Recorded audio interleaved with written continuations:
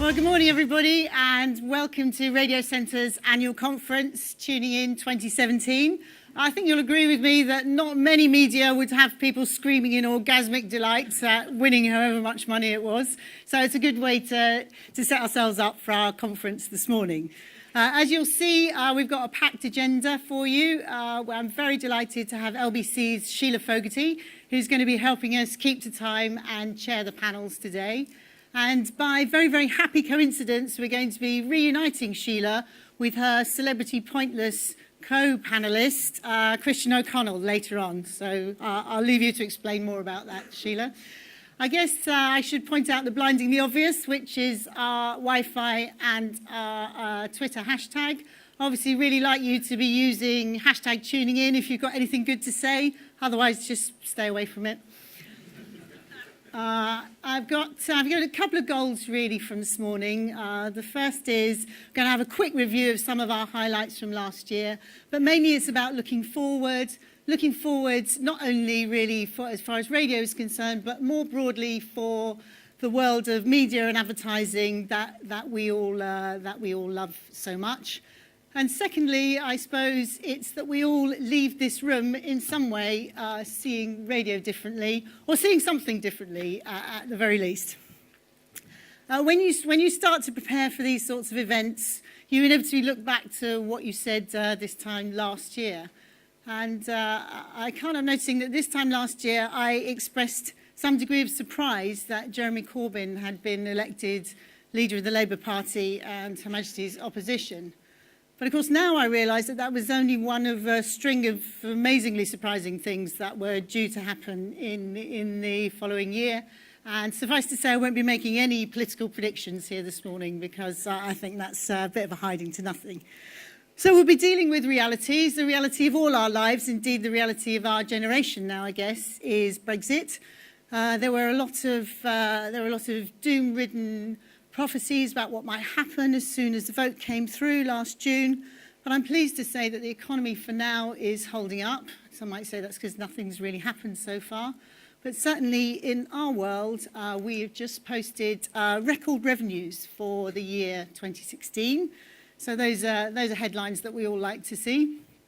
And so far, we're on track for 2017. So that's a good operating environment against which we meet today.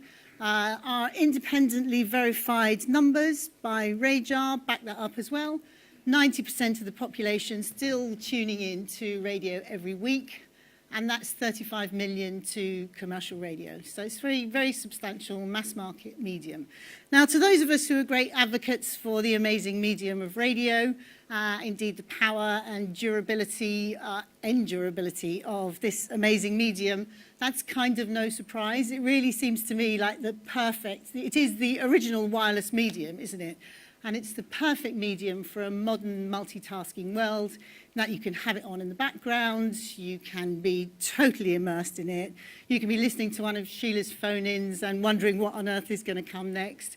But it really suits kind of so many different moods, so perfect for the world we live in today.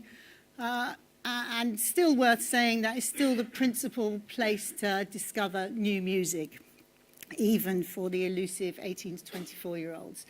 And when you consider the amount of new choice that digital channels have brought on stream, new choice for advertisers and for listeners, that's really no surprise. So basically, we're in pretty good health as a medium, I would say, and that's the backdrop against which we operate today.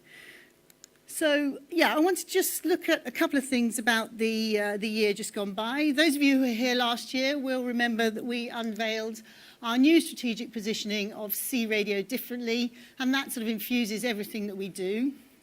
It's really about the juxtaposition of seeing and hearing with radio to encourage people to look at this amazing medium again. I won't go through in exhaustive detail what we did this time last year, but we were lucky enough to have lucky generals helping us to launch an advertising campaign to bring attention to See Radio Differently. At that time, we thought what we would do is, everyone in this room probably knows, we produce a lot of empirical evidence about the amazing power of the medium of radio. about its brand reach, its brand building capacities, its mass market reach, and its value for money, many reasons to use the medium of radio. And yet, and still, sometimes advertisers, it doesn't tend to be front and center of their thinking when they're planning big campaigns, particularly brand building. So we enlisted Lucky Journals to say, okay, well, what about if we started an emotional appeal to people? Rather than saying these are all the rational reasons why you should use radio, how about we just choose a few very senior chief marketing officers and we appeal to them. And being in radio, of course, we want to appeal to them through the medium of song. And we wanted to play campaigns out across the whole of the national radio network at a given time without giving them any warning. And our hope was that that would explode thereafter on social media. So you might remember that this was our first, I don't know whether to call him a target or a victim, but that, of course, is Keith Weed, the Chief Marketing Officer of Unilever. It's pretty obvious to us, but you only have to look at Keith to know he's going to be a hip-hop kind of a guy. So we used the genre of hip-hop in the song dedicated to Keith. And we thought all our Christmases and birthdays came together as it did indeed explode on social media. And Keith entered into the joke, started tweeting back the PG Tips monkey, doing a rap back to Radiocentre. And all of that was jolly good fun and created all the kind of buzz and media attention, as did the subsequent adverts that we had hoped for. But I think the serious underlying reason for doing this campaign was literally to get marketeers to look again at how they included radio in their schedules. I'm very pleased to say that not only did Keith mention our campaign in his keynote address at Cannes last year, but Unilever have doubled their spend on radio in the years since then. So that's a beginning. But more importantly for me is the number of really interesting conversations that we have started with brands who really, up until now, had not put radio front and centre of their schedules. So I'm very excited about that, and we've got expect to see lots more in that field in the next coming year and months. So I suppose if we're on the subject of a review of the last year, a personal lesson learnt really is about living in the bubble and being aware of the bubble in which you exist. It's slightly ironic because we're sitting in the middle of Soho, of course, but there's all sorts of bubbles, London bubble, metropolitan elite, whatever you want to call it. And of course, commercial radio has the benefit of talking to a very broad, diverse audience across the whole of the UK. So my goal for this year was to make sure that we at Radiocentre did not sit in the middle, in our office in Tottenham Court Road and operate within a quarter-mile radius of that office, but rather that we tried to get out and about and obviously talk to the people who are actually consuming our product. So we've done a couple of these sorts of events, both in Manchester and Edinburgh this year, as have our friends at Digital Radio UK. And we always learn something when we go outside London. So again, we speak to a very, very diverse audience. And I think it's important that we always have that front and centre of our thinking as we've been working on the whole subject of diversity. And some of the stats that we produce when working together with Ofcom, there's a couple of things that have really interested me. And that is one of them. Of the Black and Asian minority ethnic audience, 61% of that audience is listening to commercial radio. Again, that's something that we're very cognizant of in what we broadcast, and I think we can do better in lots of other ways, which we're going to be coming on to later on today. I would also add that of the 35 million listeners to commercial radio, 7 million of those listeners say they listen to no other news apart from commercial radio. So again, we're going to be coming on to the subjects of the whole digital media environment.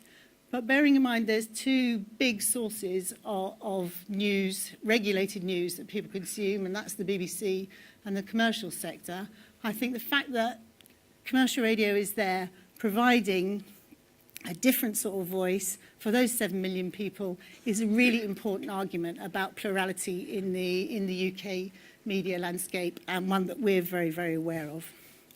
I'd also say really that diversity in its very broadest sense, therefore, is incredibly important in our world in commercial radio.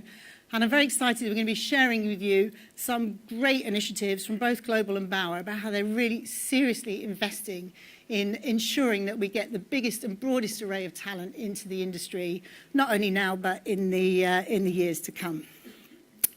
So, and I'm pretty sure, by the way, that the Baronesses, Tina and Tessa, will be talking about this subject when we get onto their panel later on. So we have, don't we, the benefit of living in very interesting times. Technology, of course, it goes without saying, has transformed our lives, carries on doing so. We've got some very interesting research about the Amazon Echo and voice-activated devices coming up shortly.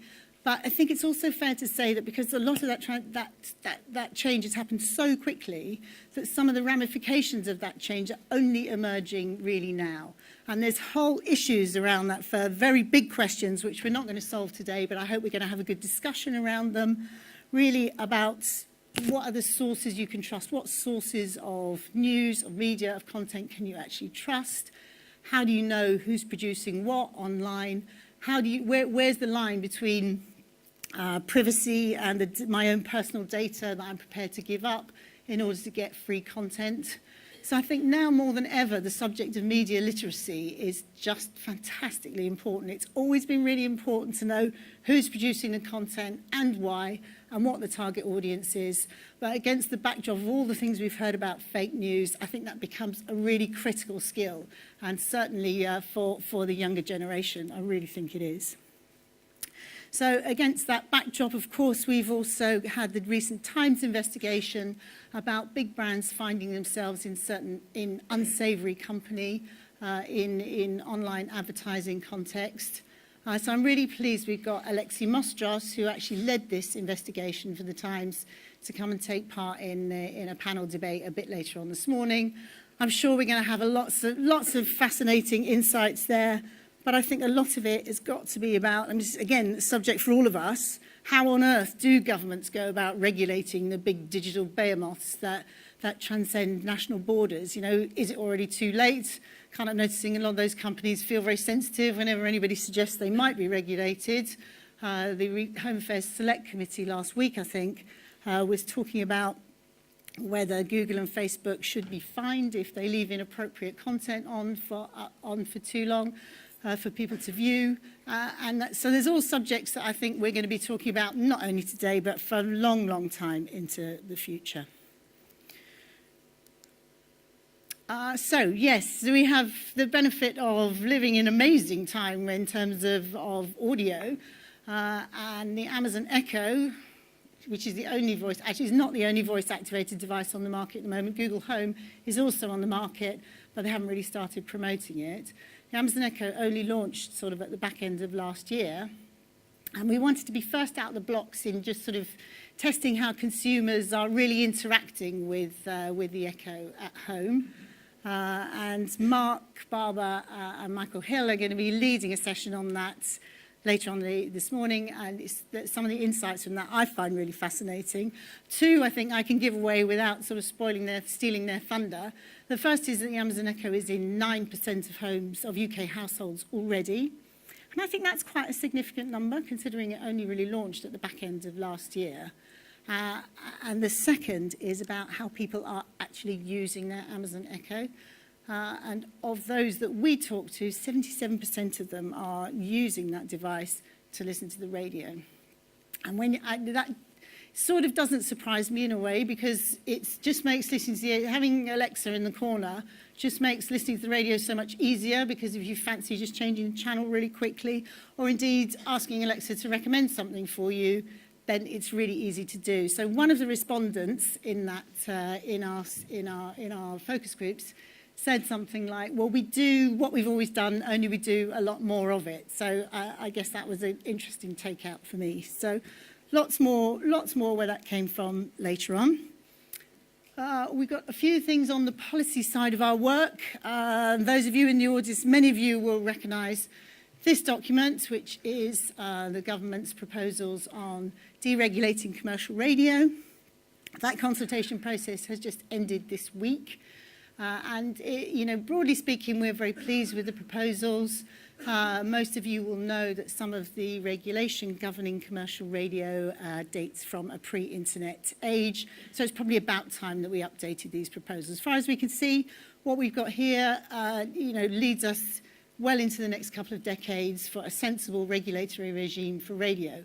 Our big challenge comes back to the big Brexit debate, is that the challenge is actually going to get government time, legislative time to change the law when the whole of Parliament is so sucked up in terms of time and energy with everything to do with Brexit and what needs to happen with our regulation.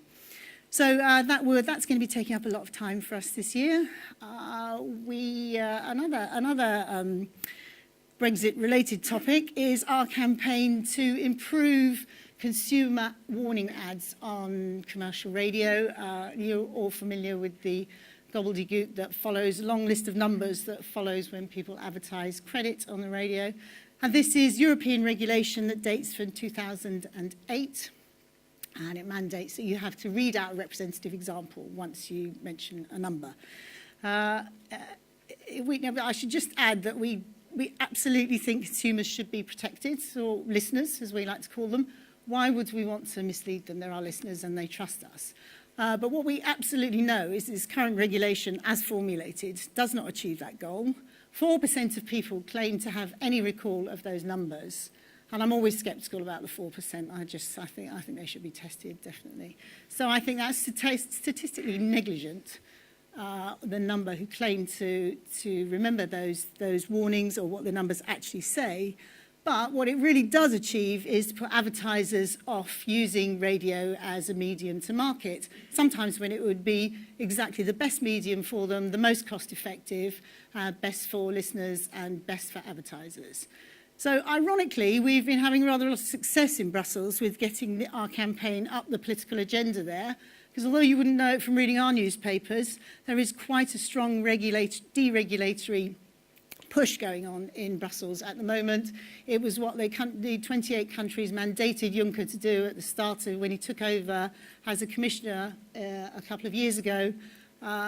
So we will carry on with that work through the Association of European Radios.